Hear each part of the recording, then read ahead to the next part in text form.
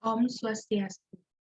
Perkenalkan, saya Igusti Putulian Megayanti dengan NIM 2002612077. Saya merupakan dokter muda yang saat ini sedang stase di Departemen Anestesiologi dan juga Terapi Intensif RSUP Sanglah Denpasar, di mana saya berada pada periode 1 November 2021 hingga 12 Desember 2021. Pada kesempatan kali ini, saya akan membawakan presentasi mengenai perioperatif medicine, terutamanya mengenai preoperatif. Adapun outline yang akan saya bawakan pada kesempatan kali ini adalah yang pertama mengenai definisi, tujuan, dan juga komponen dasar dari preoperatif. Kemudian yang kedua mengenai hubungan yang baik.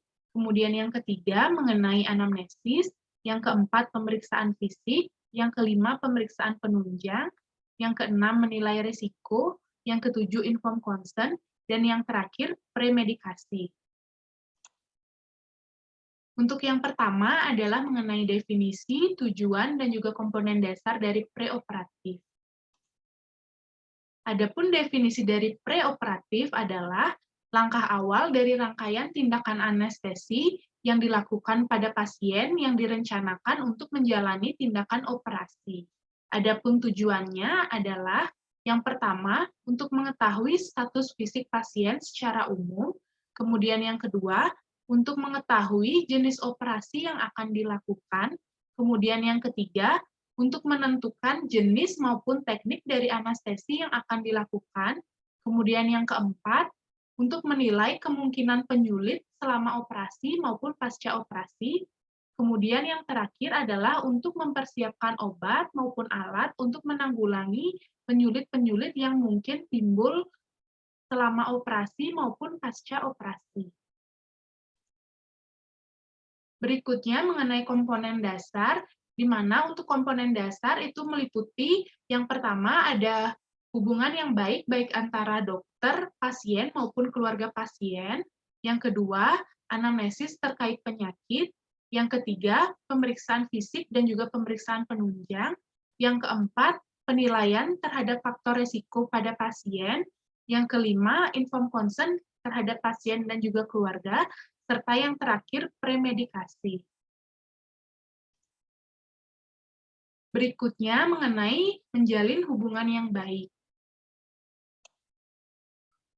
Di mana dalam membangun hubungan yang baik, baik dari dokter, pasien, maupun keluarga pasien, di mana dokter itu harus menjelaskan secara jelas dan juga menggunakan bahasa yang mudah dipahami mengenai prosedur tindakan, baik tindakan operasi maupun tindakan anestesi yang nantinya akan dikerjakan terhadap pasien.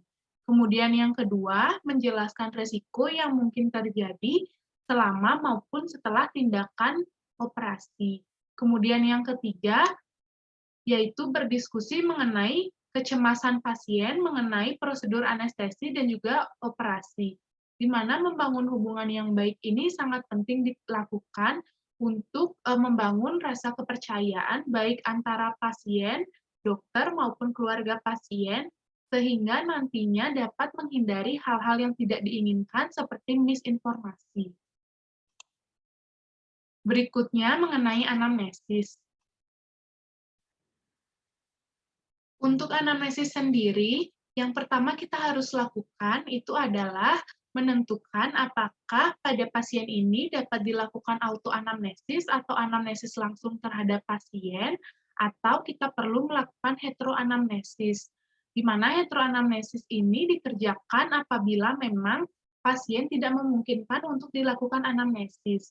Kita dapat melakukan heteroanamnesis ini baik terhadap keluarga pasien maupun pengantar pasien yang memang benar-benar tahu mengenai kondisi dari pasien.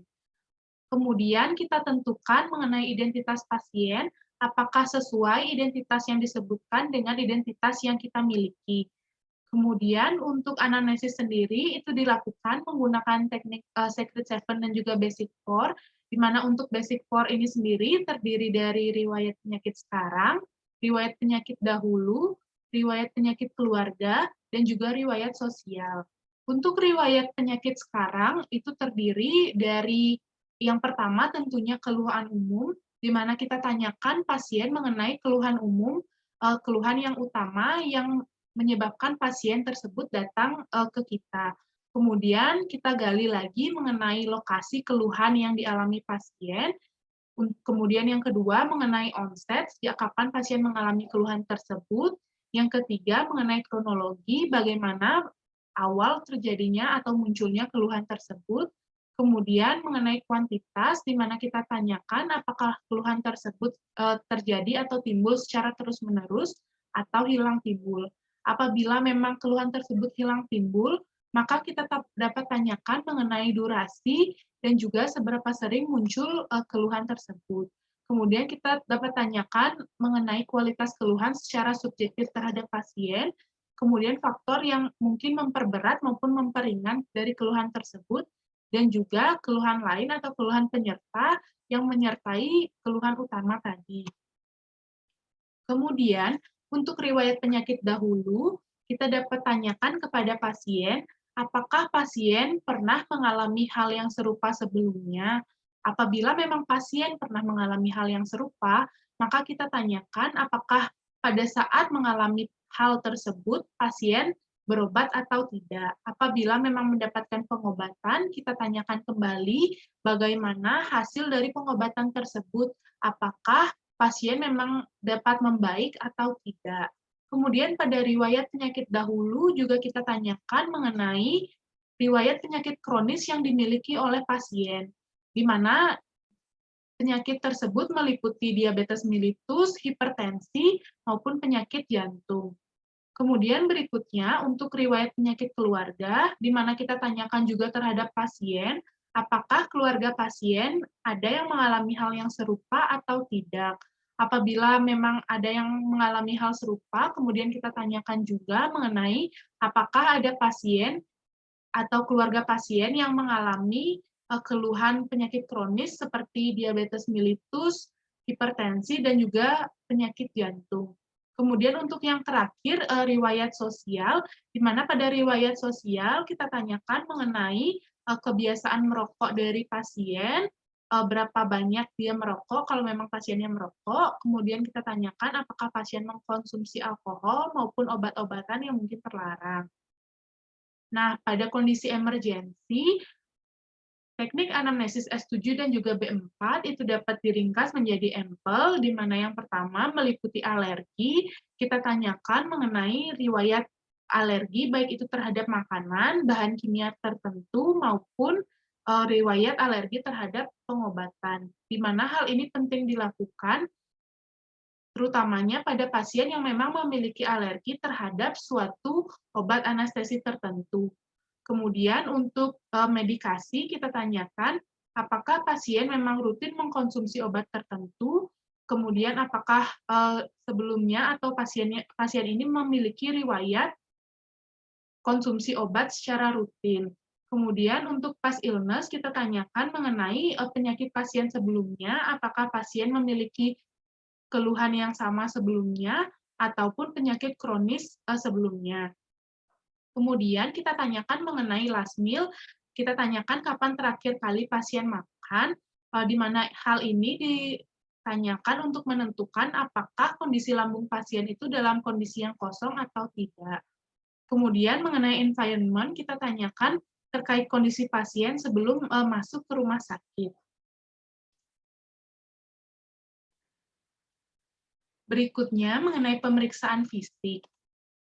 Untuk pemeriksaan fisik itu dilakukan yang pertama tentunya pemeriksaan terhadap tanda-tanda vital, kemudian yang kedua pemeriksaan fisik umum, kemudian pemeriksaan terhadap 6B, di mana 6B ini terdiri dari brain, breath, blood, bowel, bladder, dan juga body and skin. Di mana untuk brain ini sendiri itu meliputi sistem saraf pusat, untuk breath itu meliputi sistem respirasi, kemudian blood itu meliputi kardiovaskular, bowel itu meliputi abdomen, bladder, urogenital, dan juga body and skin itu meliputi muskuloskeletal.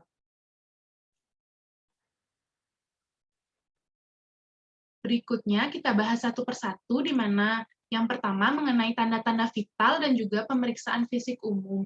di mana untuk tanda vital ini sendiri dilakukan penilaian terhadap tekanan darah, pernafasan, nadi, suhu, dan juga nyeri. Kemudian untuk pemeriksaan fisik umum dapat dilakukan pemeriksaan terhadap berat badan, tinggi badan, sehingga nantinya dapat menentukan BMI dari pasien itu sendiri. Berikutnya, untuk pemeriksaan sistem saraf pusat, di mana dilakukan 2 pemeriksaan, yaitu yang pertama pemeriksaan pupil, yang terdiri dari pemeriksaan pupil secara langsung maupun tidak langsung. Kemudian pemeriksaan GCS, di mana dilakukan pemeriksaan terhadap mata, verbal, dan juga motorik. Di mana untuk penilaian terhadap mata itu ada skornya dari 1 hingga 4, kemudian verbal dari 1 hingga 5, dan juga motorik dari 1 hingga 6.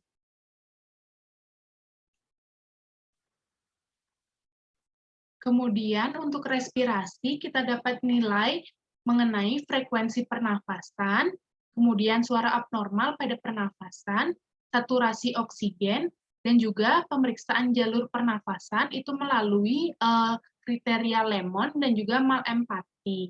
Untuk kriteria Lemon ini sendiri, itu terdiri dari L, look externally, di mana kita lakukan inspeksi apakah ada trauma pada wajah, kumis atau jenggot yang mungkin menghalangi jalan nafas, dan juga apakah kontur lidahnya cukup besar. Kemudian untuk E, evaluate, di mana menggunakan teknik 3-3-2, di mana yang pertama yaitu mengukur jarak antara insisor, di mana ini dengan menggunakan 3 jari untuk mengetahui bagaimana jalan nafas pasien dan juga melihat dari gambaran epiglotis.